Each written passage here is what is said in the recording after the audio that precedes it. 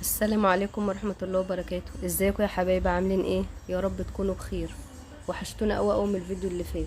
اهلا بيكم في قناتي مع اسماء فوضى.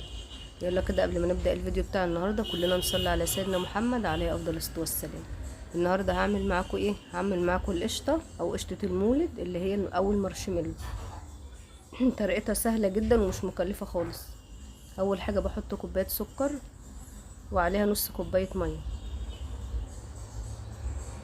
بعد كده بقلبهم كويس اول لحد ما السكر بيدوب، وبفضل اقلب فيهم، بستمر في التقليب لحد ما السكر بيدوب خالص. بتاكد ان هو داب خالص ما فيهوش ولا حبايه سكر عشان تطلع بنتيجه كويسه في الاخر.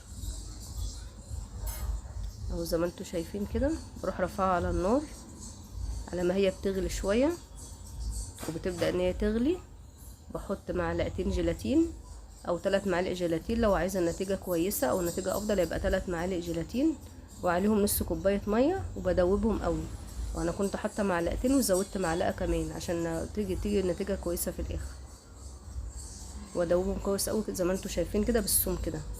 وده معايا السيرب غلي اهو، دقيقتين بالظبط بعد الغليان وبشيله من على البوتاجاز برفعه من على النار. بعد كده بروح حاطه السيرب بتاعي، هو سخن كده عادي مفيش اي مشكله، وبروح منزله عليه الجيلاتين اللي هو اللي انا كنت مدوباه اصلا في ميه كده. وبروح ايه حاطه عليه كيس فانيليا، يعني بنحط عليه كيس فانيليا واحد، ما بكترش عشان ما يمررش معايا. او لو عندك مثلا ميه ورد نحط معلقه ميه ورد، انا ايه حاطه هنا كيس فانيليا بس. وببدا اللي انا اشغل المضرب عليهم، بيبدا معايا كذا مرحله كده بيبقى شكله حلو قوي. اول مرحله هيبدا ان هو يعمل ايه الرغوه دي معايا، وزي ما انتوا شايفين كده. ولو انت بتشوفيني لاول مره يا ريت تعملي لايك واشتراك في القناه سبسكرايب، وتفعلي زر الجرس على الكل عشان يوصلك كل جديد. ويا ريت يا جماعه التعليقات الحلوه ما تنسونيش بالتعليقات الحلوه والشير للفيديو لانه فعلا يستاهل الشير. دي المرحله التانية. هو بياخد حوالي ضرب، يعني انا بعمله بالمضرب حوالي ربع ساعه بس طبعا مش متواصل علشان الموتور بتاع المضرب. بتعملي شويه وبتريحي شويه، بس برضو بتريحي مش شويه كتير، يعني هو دقيقتين كده او دقيقه وتروحي مكمله ضرب تاني فيه لحد ما بوصل للسمك اللي انا عايزاه في الاخر. يعني بتقعد حوالي يعني 12 13 دقيقه، او زي ما انتوا شايفين كده. وبعد كده بدأ ان هو يتقل معايا اهو. هو بس عايز الصبر شويه، الضرب بتاعه عايز انتوا تصبري شويه. اهو شايفين بقى النتيجه دي، ده يعني خلاص انا قربت كده ايه اللي انا اقفل المضرب من بين اللي انا كنت بعمل وبريح شويه. يلا بقى في الايام المفترجه ده عايزين كلنا نصلي على سيدنا محمد كتير. اللهم صل وسلم وبارك على سيدنا محمد وعلى اله واصحابه اجمعين. عايزه اقول لكم ان الطريقه دي حلوه جدا وما بتكلفش، يعني كل الموضوع 15 جنيه. اهو السوم كده كويس جدا. بروح جايبه بقى الصينيه واروح فرشها كده كيس. الصينيه من تحت بفرش كيس وبدهنها زيت خفيف علشان برضو هي القشطه بتاعتي ما تلزقش في الكيس. او افرش طبقه جوز هند واروح حاطه عليها برضو، ممكن تضيفي برضو زبيب. هو من عند العطار تقريبا انا جايبه ب5 جوز هند، 5 زبيب، 5 جيلاتين، مش اكتر من كده. والسكر طبعا بيبقى موجود في البيت اساسي. فهي اصلا طريقه بسيطه جدا. هي بتتباع بره غاليه طبعا، يعني مش اقل الكيلو من 200 300 جنيه. انتوا عارفين حلاوه المولد السنه دي، يعني ما شاء الله اسعارها غاليه جدا. فدي حاجه نظيفه برضو وتكون عاملاها على ايدك وموفره جدا وانضف طبعا من بره. انا بروح نازله بقى، شايفين السمك دوت، هو ده ايه اللي انا عايزه اوصل له. اهو تقيله اهيت وجميله قوي وبيضه، كل ما بتضربي فيها بالمضرب لونها بيفتح قوي معاكي. اهو كده بنزل عليها كلها، بس ايه هو عايز السرعه شويه وانا بنزلها كده. عايز برضو ان انا اكون سريعه شويه عشان خاطر ايه الجيلاتين ما ينشفش مني وكده، او يمسك مني قبل ما انا اظبط ايه الصينيه من فوق. اهو بسرعه كده بروح مظبطه الصينيه كده من فوق. اهو زي ما انتوا شايفين كده.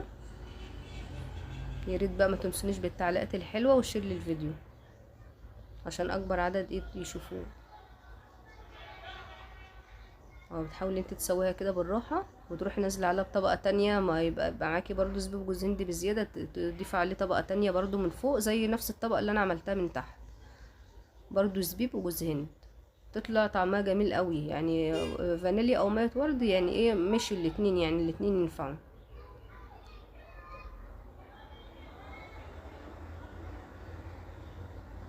ممكن بقى تبيتيها ليلة كاملة، بس هو برضو الأحسن انت تحطها برضو في التلاجة شوية، بيساعد الجيلاتين ان هو يمسك يعني في وقت قليل.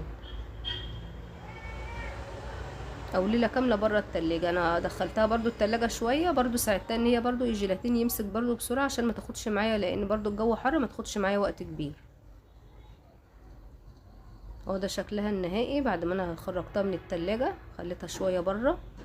اهو برضو بدهن بالراحة كده، بتدهني السكينة برضو زيت خفيف كده، عشان برضو ما يلزقش فيها وانت بتقطعيها. بتبدأي بقى انت بتدوريها كده وبتخرطيها خرط ايه صغيرة كده. اهو شايفين حلوة ازاي، وشايفين اصلا لونها فاتح ازاي، شايفين جميلة جدا، زي يعني زي اللي بتتباع بره بالظبط. بس طبعا بتتباع بره بأسعار خيالية يعني، وهيديكي برضو نفس الطعم اللي بره واحسن كمان. ودي حاجة نظيفة برضو انت عاملاها على ايدك، وبرضو ايه ماشية معاها خطوة بخطوة. كميتها برضو كويسة يا جماعة. عايزة اقولكم ان هي مثلا بتاع نص كيلو، ما بين نص كيلو لكيلو الا ربع، كل ده بكوباية سكر واحدة. وبرضو زبيب وجوز هند برضو على القد، بطريقة اقتصادية ما كلفناش كتير. وكيس فانيليا، او لو عندك مية ورد ماشي، فانيليا ماشي، هما الاتنين بيدوا نفس النتيجة ونفس الريحة يعني. ونصلي على سيدنا محمد كتير عليه افضل الصلاة والسلام في الايام الجميلة دي. شايفين الجمال، اللهم بارك. يا رب يكون الفيديو بتاع النهاردة عجبكم، ونتقابل فيديو جديد ان شاء الله، والسلام عليكم ورحمة الله وبركاته.